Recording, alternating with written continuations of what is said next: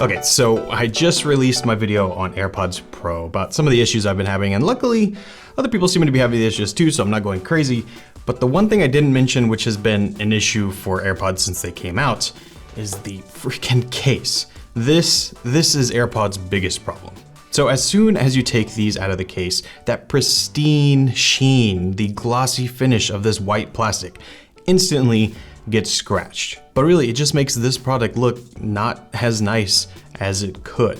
There is an argument to be had, I suppose, that, the wear and tear that you get on your devices kind of shows character and, kind of gives it its own personality.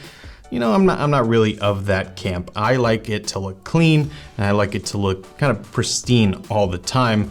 And with AirPods, that's pretty much impossible. So I wanted to do something about it. This is gonna be a quick video. I think the first thing I tried that, seemed the most obvious is, I'll just get a case. So I got this one from Peel, and I like it. It's a good case. It's thin. It doesn't, add too much bulk or anything. But I don't really love it. I can definitely tell the case is on there. It feels a little bit more bulky, even though this is a relatively thin case. If you really need something that looks black, okay, that's fine. But that wasn't the solution for me. I really just wanted something that looked like the AirPods case, but that wasn't this shiny plastic.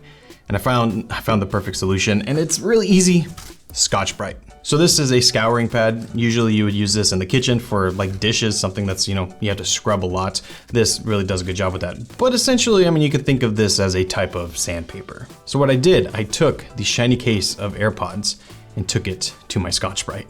It's pretty easy to do. You don't really need anything. So you just take your case, and this might hurt a little bit, but I'm telling you, the results look great. So you literally just start working away on it. You just keep going in, circular motions on each side and go in the corners and just keep doing that. I did it for probably, 10 minutes just to make sure it's all even.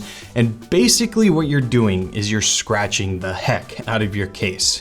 But the scratches are so fine and they're so small that they actually give you this kind of matte texture. If you think about it, what a matte texture is just something that diffuses the light, and a bunch of little scratches will do exactly that. It's the opposite of glossy. But it's a cheap and effective way to get those ugly scratches out of your case. And really, you just have to keep doing that until you're satisfied with what the finish looks like. I think you really should pay extra attention to the corners. Since they're rounded, you'll want to kind of wiggle it around a little bit, but it's easy. Immediately, you'll begin to notice that the texture feels and looks different.